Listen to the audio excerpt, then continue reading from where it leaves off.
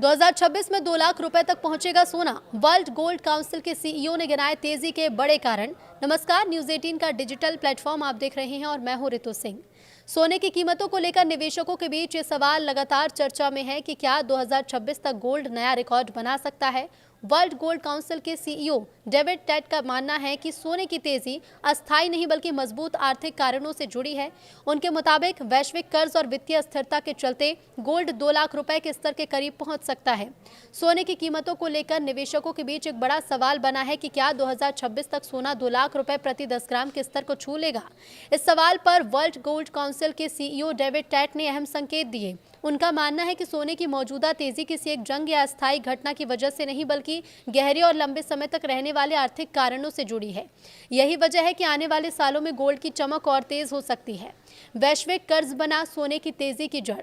David TET के मुताबिक दुनिया भर में बढ़ता सरकारी कर्ज सोने की कीमतों को ऊपर ले जाने वाला सबसे बड़ा कारण है। उन्होंने कहा कि टैरिफ, व्यापार विवाद या कुछ समय की आर्थिक हलचल सिर्फ साइड शो है। असली समस्या यह है कि कई देश जरूरत से ज्यादा खर्च कर रहे हैं और उसे नियंत्रित करने में नाकाम भी हैं।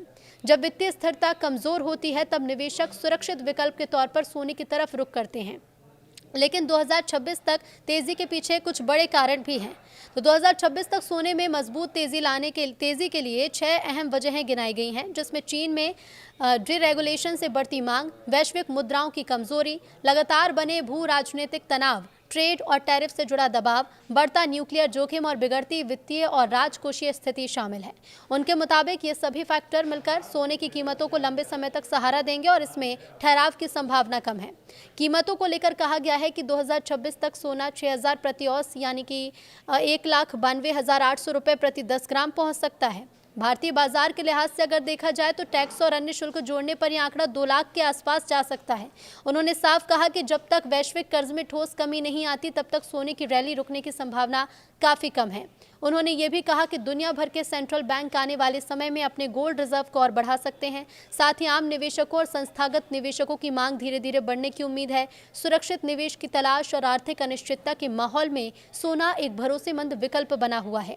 यही वजह है कि विशेषज्ञ 2026 तक सोने को लेकर बेहद सकारात्मक नजरिया रख रहे हैं।